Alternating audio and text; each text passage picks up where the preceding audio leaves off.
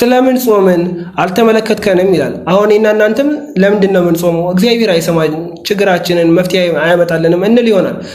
ቀጥሎ እንዲህ ይላል፣ በስመ አብ ወወልድ ወመንፈስ ቅዱስ አሐዱ አምላክ። የእግዚአብሔር ቤተሰቦች የድንግል ማርያም ልጆች እንደምን ቆያችሁ? አሜን። የአምላካችን የእግዚአብሔር ስሙ የተባረከና የተመሰገነ ይሁን። እንኳን አደረሳችሁ። እንደ እግዚአብሔር መልካም ፈቃድ እንግዲህ ከህዳር 15 ጀምሮ ጾመ ነቢያትን ወይም ደግሞ በተለምዶ የገና ጾም የሚባለውን ጾም እንጀምራለንና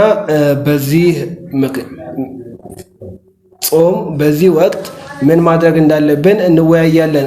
ከትምህርቱ የምናገኛቸው ዋና ዋና ነገሮች አንደኛ ማን የጾመው የሚለውን እንመለከታለን። ቀጥለን ደግሞ ለምን ተጾመ፣ ማን ጾመው፣ ለምን ተጾመ፣ የጾሙ ስያሜዎችና ከዛ በኋላ በስተመጨረሻ ደግሞ ተጾሞ ምን ተገኘ የሚለውን እንመለከታለን። እግዚአብሔር አምላክ ማስተዋሉን ያድለን። ስለዚህ ጾመ ነቢያት በሚል ርዕስ ነው የምንቆየው ማለት ነው። ጾመ ነቢያት ማለት ከሰባቱ የአዋጅ አጽዋማት አንደኛው ነው ማለት ነው። በቅድስት ቤተክርስቲያናችን አስተምህሮ መሰረት በኢትዮጵያ ኦርቶዶክስ ተዋሕዶ ቤተክርስቲያን አስተምህሮ 7 የአዋጅ አጽዋማት አሉ እና ከሰባቱ አንደኛው ይህ ጾመ ነቢያት ነው። ጾመ ነቢያት ሁሌ የሚገባው ህዳር 15 ቀን ነው። ህዳር 15 ቀን ሁሌ መግቢያው አይቀየርም። በዘመነ ዮሐንስ ግን ጾሙ የሚፈታበት በ28 ይሆናል፣ በሌሎቹ ደግሞ በ29 ይሆናል ማለት ነው። እንግዲህ ጾመ ነቢያት ስንል ነቢያት የጾሙት ጾም ነው ከስሙ እንደምንረዳው ማለት ነው። ጾም ማለት ያው መተው፣ መከልከል፣ መቆጠብ ነው። እንግዲህ ከስጋችን ይልቅ ነፍሳችንን የምንንከባከብበት፣ ከስጋችን ተድላ ይልቅ ለነፍሳችን ተድላ የምናስብበት፣ ከስጋችን ምኞት ይልቅ ለነፍሳችን ምኞት ይበልጡኑ የምንሰራበት ወቅት ነው ማለት ነው። እንግዲህ ነቢያት እነማን ናቸው ብንል ነቢያትን አባቶቻችን በብዙ መልኩ ከፍለውልን እናያለን። አበይት ነቢያትና ደቂቀ ነቢያት ብለው በመጽሐፍቶቻቸው እንዲሁም ደግሞ በሀገርም ለሁለት ከፍለዋቸዋል። በከተማ ማለት ነው የይሁዳ ወይም የኢየሩሳሌም ነቢያትና የሰማሪያ የእስራኤል ነቢያት ብለው ከፍለዋቸው እናገኛለን። 4ቱ አበይት ነቢያትና 12ቱ ደቂቀ ነቢያት ተብለው ተከፍለው ይነገራሉ ማለት ነው። እነዚህ ነቢያት ናቸው እንግዲህ ይህን ጾም የጾሙት ማለት ነው። ስለ ጾሙ ስንመለከት የጾሙ ስያሜን በምናይበት ሰዓት ላይ አንደኛ ጾመ አዳም ይባላል። አባታችን አዳም 7 ዓመት በገነት በተድላ በደስታ ከኖረ በኋላ ያው ሕጉን ተላልፎ ትእዛዙን አፍርሶ በወደቀ ጊዜ 41 ቀን ጾሞ እግዚአብሔር አምላክ ምህረቱን የሰጠበት ቃል ኪዳን የገባለት ከልጅ ልጅ ተወልጄ አድንሃለሁ ብሎ ተስፋውን የነገረበት ወቅት ስለሆነ ክርስቶስን መወለዱ አዳምን ለማዳን ነውና ጾመ አዳም ተብሎ ይጠራል ማለት ነው። ሌላው ጾመ አበው ቀደምት ይባላል። አባቶቻችን የቀደሙት አባቶቻችን የጾሙት ጾም ነው።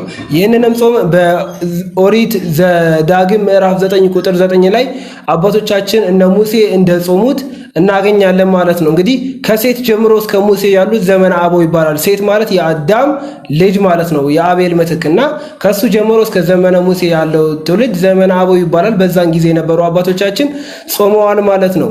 ሌላው እነዚህ ሰዎች የጾሙት ሕግ ሳይሰራላቸው ነው፣ የተጻፈ ሕግ ሳይሰራላቸው ነው እንግዲህ የጾሙት ማለት ነው። እኔና እናንተ እንኳን በተለያየ መጽሐፍ ቅዱስ ክፍል ጥቅስ ኖሮ ማስረጃ ኖሮን ስንጾም አንታይም።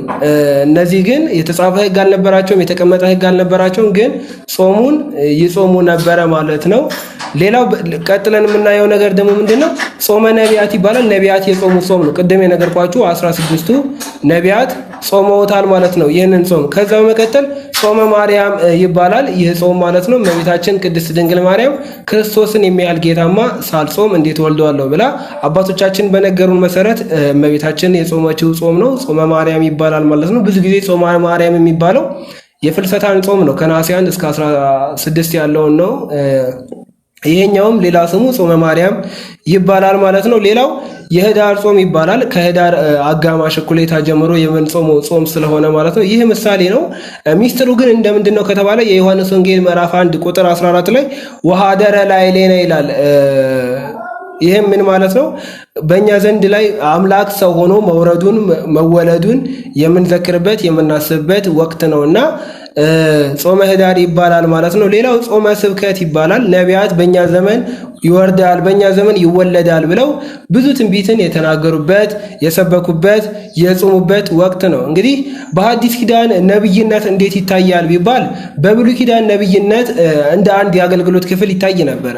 በሐዲስ ኪዳን ግን እንደ አንድ የአገልግሎት ክፍል አይታይም። ምክንያቱም ኢየሱስ ክርስቶስ ሐዋርያትን በላከ ጊዜ ሂዱ ተንብዩ አይደለም ያላቸው፣ ሂዱ አሕዛብን ሁሉ እያስተማራችኋቸው በአብ በወልድ በመንፈስ ቅዱስ ስም እያጠመቃችኋቸው ደቀ መዛሙርቴ አድርጓቸው ነው።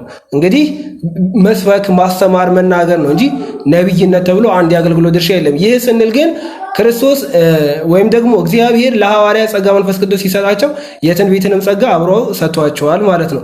ሌላው ይህ ጾም ለምን ተጾመ ሲባል ምህረት እንዲያመጣ ነው፣ ይቅርታ እንዲያመጣ ነው፣ ቸርነት እንዲያመጣ ነው። እንግዲህ ተጾሞስ ምን ተገኘ ከተባለ ኢየሱስ ክርስቶስ ተገኝቷል። እንግዲህ ነቢያት ጾመው፣ አዳም ጾመው፣ ሌሎችም ጾመው ኢየሱስ ክርስቶስ እንዲወለድ ኢየሱስ ክርስቶስ ወደዚህ ዓለም እንዲመጣ ምክንያት ሆነዋል ማለት ነው። ወደ እኔና ወደ እናንተ ህይወት እንምጣና እንጨርስ። እንግዲህ እኔና እናንተ ስንጾም ምን መምሰል አለብን የሚለውን በመጽሐፍ ቅዱስ ማስረጃ በምንመለከትበት ሰዓት ላይ በትንቢተ ኢሳይያስ ምዕራፍ 58 ከቁጥር 1 እስከ 10 ያለውን ኃይለ ቃል በደንብ አንብቡት። ለተወሰነ ያክል ግን ጠቆም ላድርጋችሁ።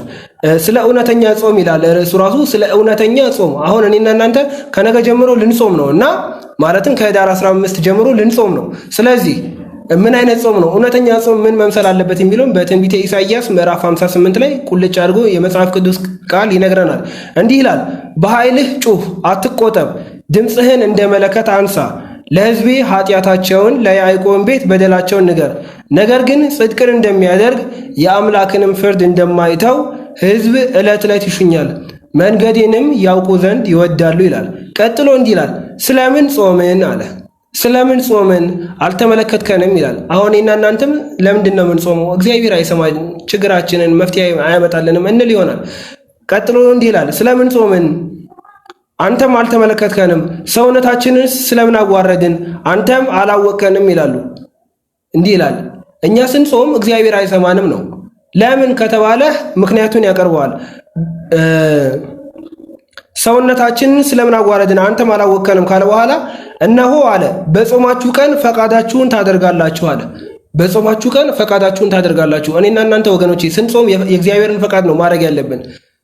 የእግዚአብሔርን ምሕረት፣ የእግዚአብሔርን ቸርነት፣ የእግዚአብሔርን ትእዛዝ ነው። ቀጥሎ እንዲህ ይላል፣ ፈቃዳችሁን ታደርጋላችሁ ካለ በኋላ በጣም የሚገርም ኃይለ ቃል አለ። ሰራተኞቻችሁንም ይላል ፈቃዳችሁን ታደርጋላችሁ፣ ሰራተኞቻችሁንም ሁሉ ታስጨንቃላችሁ። ሰራተኞቻችሁን ሁሉ ታስጨንቃላችሁ። አያችሁ፣ በጾም ወቅት እኛ የጾምን ቤት ውስጥ ደግሞ ሰራተኞቻችንን የምናስጨንቅ፣ ስራ ቦታ ሰራተኞቻችንን የምናስጨንቅ፣ የስራ ባልደረባችንን የምናስጨንቅ፣ የክፍል ወይም ደግሞ የትምህርት ቤት ጓደኞቻችንን የምናስጨንቅ ከሆነ ጾማችን ታዲያ እንዴት እግዚአብሔር ይስማው?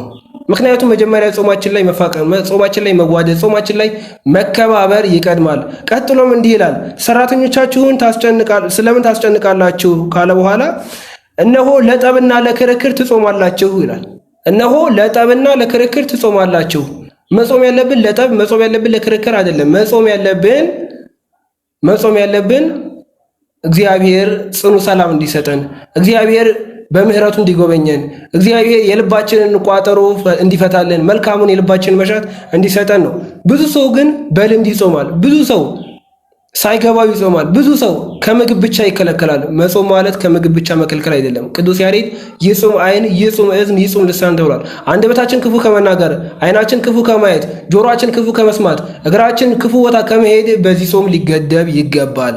ምን አለ ቀጥሎ እንዲህ ይላል፣ ለጠብና ለክርክር ትጾማላችሁ፣ ድሃውንም በጡጫ ትመቱታላችሁ፣ በምትጮሁበትም ጊዜ ድምፃችሁን እንዲሰማ እኔ ጾማላችሁ፣ ድምፃችሁን ሁሉ ታሰማላችሁ እያለ በደንብ በቤታችሁ አንብቡት። ትንቢተ ኢሳይያስ ምዕራፍ 58 ከቁጥር 1 እውነተኛ ጾም በሚል መጽሐፍ ቅዱስ እንዴት መጾም እንዳለብን ይነግረናል፣ ያስተምረናል ማለት ነው። እንግዲህ ነቢያት ጾመው፣ አዳም ጾሞ፣ ሐዋርያት ጾመውታል። ይህንንም ጾም ሁሉም ጾሞ ክርስቶስን ካስገኙ እኔና እናንተ በዚህ በ2018 ጾመ ነቢያት ጾመን ምን ማግኘት እንፈልጋለን?